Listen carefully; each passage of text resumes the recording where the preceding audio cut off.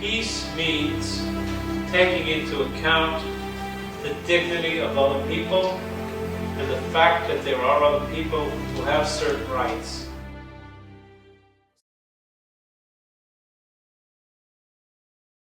Welcome everyone to the Israeli-Palestinian Peacemaking Congress. I'm really excited to have this Congress and looking forward to the next 24 hours of peacemaking. Today there's going to be a simulation of Israeli-Palestinian Peacemaking Congress. Around 45 high school students are going to negotiate peace to one of the most entrenched conflicts in the world. Let's hope that it's going to be a success. It's very exciting and we wish them good luck. I want to introduce and say that we have two delegations. The one delegation is from Palestine and the second delegation represents Israel. Today we are going to talk about the two-state solution, and the points to discuss are going to be first, checkpoints, second, settlements, third, Jerusalem, and the fourth, refugees. I really appreciate the initiative that you took to participate in this project. I trust you to have the heart in the right place, the wisdom in the right place. Listen very well and very carefully to each other and to yourselves. Be very creative and innovative and gutsy in your negotiations. We trust you. We are on your hands basically. And I'm sure you'll take us to better places and definitely to better understanding. Can we trust you by having an army? Yes. Yes. Prove it. How? We will make peace. If there is settlement here attached to Israel, but behind the 1967 borders, it will be included in Israel. What we suggest is all of these settlements will become Israel, and this part, while all of the settlements, while all of the settlements inside, which is what 50,000. We're going to evacuate an enormous number of 50,000, which are in just the middle for this solution. Exactly. So this is a crazy idea that Zili and I had to let students do 24 hours of simulation of peace talks, and we debated a lot how much can we trust you. Grown-ups can't do it sometimes. I have to say that Zili calmed me down and said that will be possible. You guys are not helping the Palestinians or the Gaza citizens. They have limited access to electricity, limited access to water. It is actually the fault of Israel. You can't just blame it on the international community. Whose fault is it? I think that we should just have two checkpoints. So if you're passing from Israel to Palestine, you have to pass through an Israeli checkpoint and then a Palestinian checkpoint, and then that's it. But for making it two, it will be more complicated, and also to have between these checkpoints, two checkpoints, they need also to pass Palestine and also to go through Israeli. It will take more time than what it takes now. So this is like something what going around. We keep the big settlements inside of the Palestinian land, which is East Jerusalem, that will be controlled by Palestinian Authority. And the settlements there, because they are big and people are living there, we cannot remove them. But we will put more taxes. So the trick here that they won't be able to, they will get into a point that taxes will be so high for them that they won't be able to pay. I would like to thank you for taking the challenge, and I know that sometimes it wasn't easy to switch between the delegations, and I think that part of the interesting challenge that you're going to face is actually to sit, maybe you wanted to sit on the other side of the table, but actually you are required to sit on the right side that you are sitting today. People like you are always suppressing us. The people are leaving never listen to us. We've been listening to you, we've been discussing with you the whole time. Some people may not believe it, but no one said something against it. They've still gone and said their opinions from their side. No one's listening. You're not listening. Your idea with the 7 But it doesn't matter what happened before, we talk about tomorrow. Isn't that what you did? And you can do it again to tell people buy and get them out. We want to get a new one. No, it's like saying the German, now you killed the Jewish, so you give them today, like again. bring the flag here. You don't need a No, this is not No, it's not what we are saying. It's really hard to develop a new state. We should all be aware of that. You know how hard is it to develop a new state? We cannot tell people, our citizens, that tomorrow they will wake up in Palestine. How did it help us? Negotiations is part of life. You do not stop. You are too young if I give an example of two married couples. But anyway, you accept and you give your vows at some point, and 40 years later, and you're still arguing and negotiating how to live together. So here again, you've accepted something, you've even signed for it, but still you negotiate every day. Because you're talking about individual human beings with a developing thoughts that is vibrant, and peoples are the same. So if we want to look for an agreement, we have to put the basis of any agreement. And we have to make sure that it is acceptable to both sides. You need to calm down. I'm calming down. I said calm down. I'm telling you to calm down. You're actually building channels under the ground here, and you will get into a point that you are going to destroy the Dome of the Rock and the Al-Aqsa Mosque in order to destroy it. You don't want this is your government. Your government. It's not about Palestine, it's about the all Muslims. You can't represent my food. You can't tell me. He's not representing Palestine. I'm not representing myself. I'm representing the Israeli government. It's an Israeli delegation.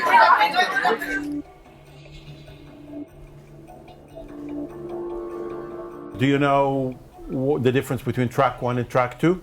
Track 1 is when governments negotiate. People who are mandated by their own government to conduct negotiations, and they do it formally, and they do it under the guidance of the Prime Minister, Minister of Defense, Cabinet, whatever, but they operate on behalf of the country. Track 2 are private citizens who want to get something done, and they try their hand in negotiating with track 2 on the other side in order to see if it can happen. My model for track 2 was the gentleman after whom this room is named. And he did it in the negotiations that Saman mentioned with Egypt, between Israel and Egypt. You will hear a lot about the fact that there is no trust between Israelis and Palestinians these days, between the peoples and between the leaderships. And therefore, we cannot move. And I say, nonsense. In my opinion, the checkpoints are essential, but people cannot be checked that often. I agree. The Israelis should get to know more the education, the culture, the traditions of Palestine. Palestine should get to know more the traditions and the culture and the education of Israel. Is the Palestinian society ready mentally to accept learning about Jewish history, learning about Jewish religion, learning about Jewish culture? Maybe not, but a step has to be taken because it's very easy to dislike or hate someone you don't know about. You need not trust each other in order to start the process. You may need it to complete the process. And once you realize that in these kind of negotiations, it's not zero sum. Sometimes I win and you win with me. That's a win-win. You're gonna take more land of Israel, of Palestine, and then what about the other small They have to come to Israel or So you agree on the thing we discussed later? Okay, so is this the new border? So what I would propose is that Palestine will be established in 1967 borders with exception of settlements that are continuous to Israeli land. As we decided, the Muslim quarter will be under the Palestinian Authority, and the Jewish quarter will be under the Israeli Authority. Yes.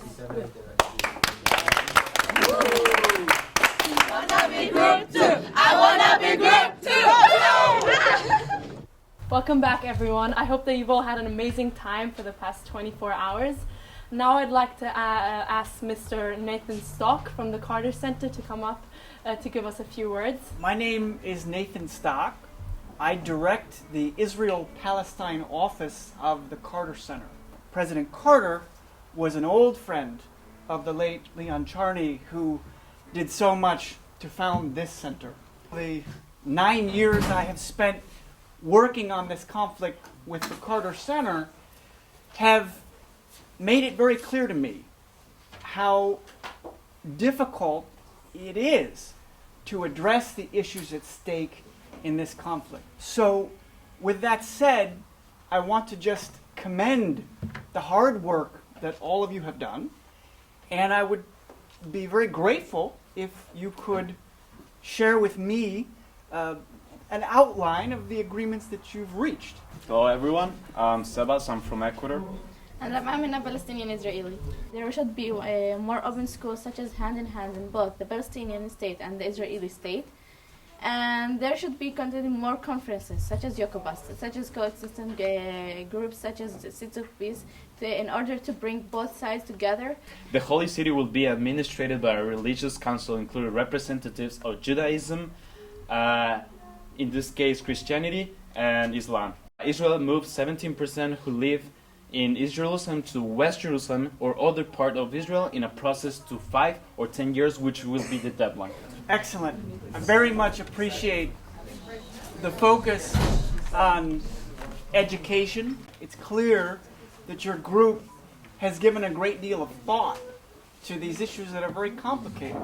And you're talking about solutions that have absolutely been debated by Israeli and Palestinian negotiators. Hi, I'm Khan, I'm from Vietnam. And I'm Marwa from Palestine. Involve peace education not only in schools but also in media, summer camps and educational programs for exchange students. Create a special committee from both sides that monitor the peace education process. Provide additional after-school classes and programs to gain a better understanding of making peace between both Palestinians and Israelis. In cases where refugees decide to move into Palestine, they have the right to live in houses of the small settlements which were previously removed by the Israeli government. I think it's very interesting that you included a focus on cultural education, not only peace education, but trying to expose both sides to the history and culture of the other side and the art. I also give you guys a lot of credit for addressing the refugee issue, which is very challenging. Hello, I'm Uriel from Israel. I'm Sadine from Palestine. We agreed that freezing settlements and development of settlements and stop the demolition of houses in the West Bank. And as far as the judiciary administration is concerned, both sides will trust each other in order to give the criminal back to the authority of where the crime is committed. Both sides will commit to condemn violence, judiciary, and bring criminals to justice. I'm particularly impressed that you were able to consider issues like the justice systems on the two sides in the commission of crime. And I noticed that the number of settlers you spoke about withdrawing, 50,000, is exactly in the realm that has been discussed in the actual negotiations between the two sides. So, excellent work.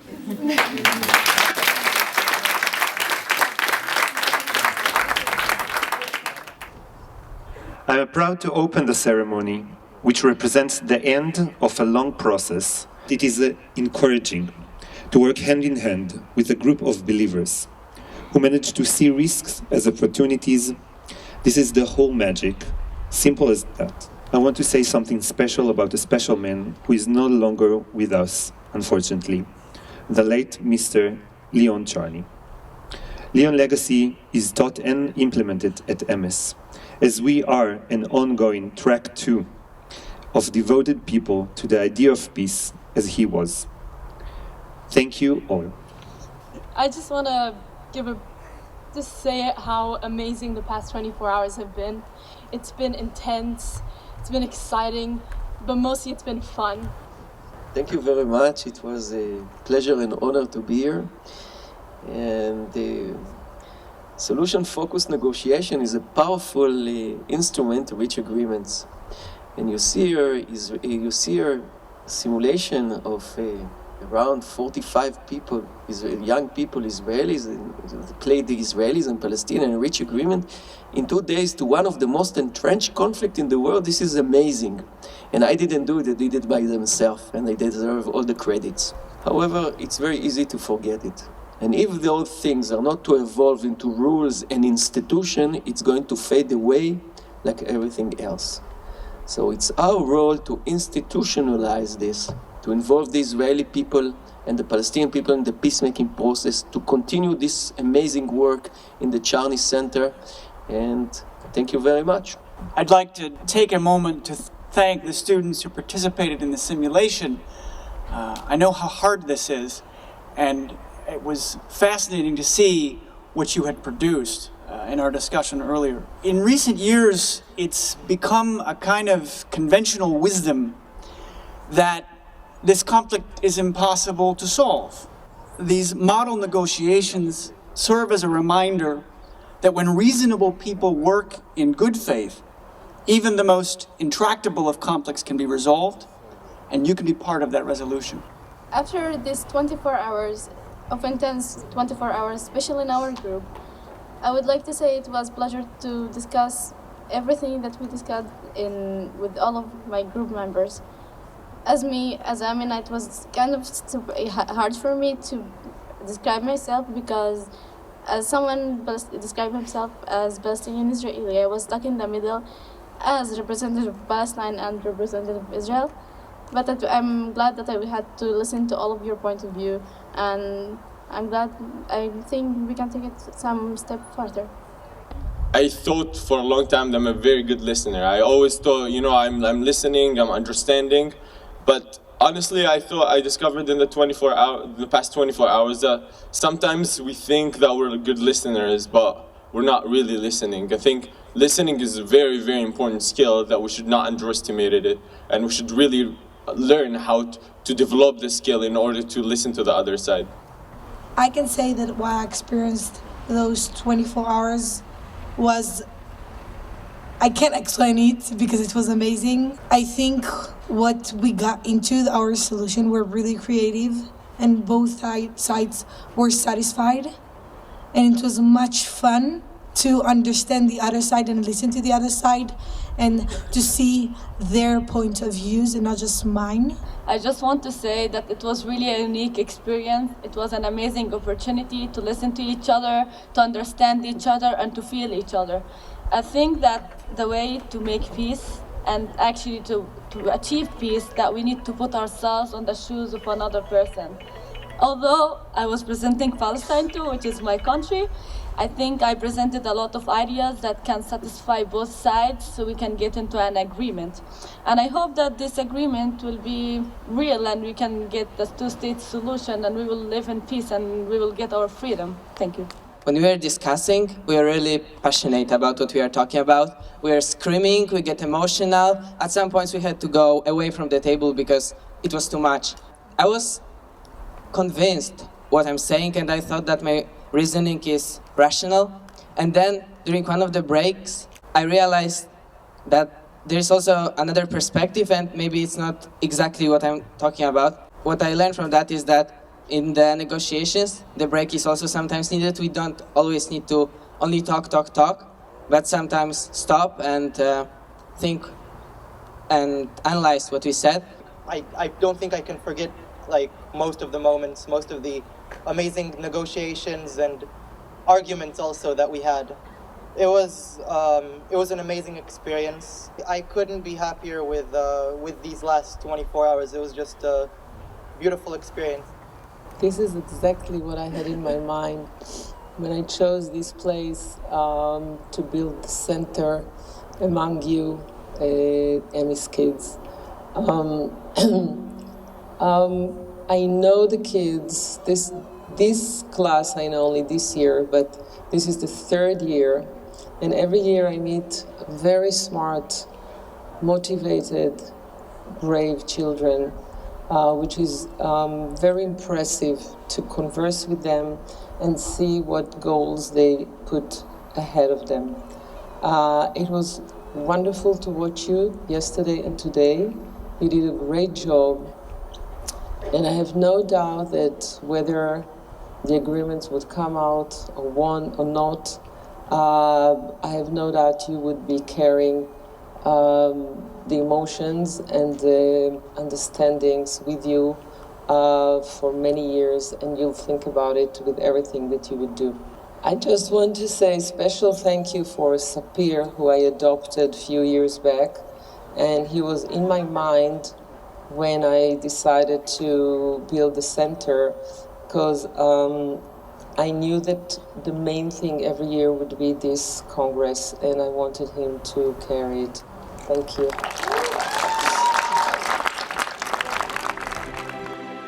It seems to me that every time someone had an idea, you ran into a special bureaucracy which was self-protected.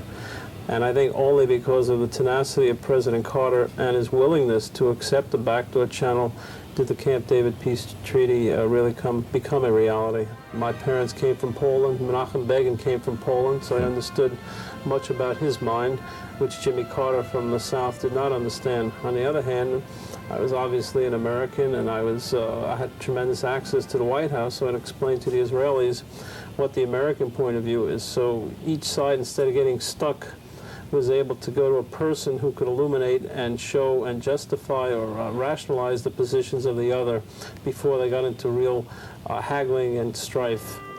I think it'll be a great joy for us to see Egyptians playing in the same playground as Israelis and Israelis playing in the same playground as Egyptians. And that's what peace is all about.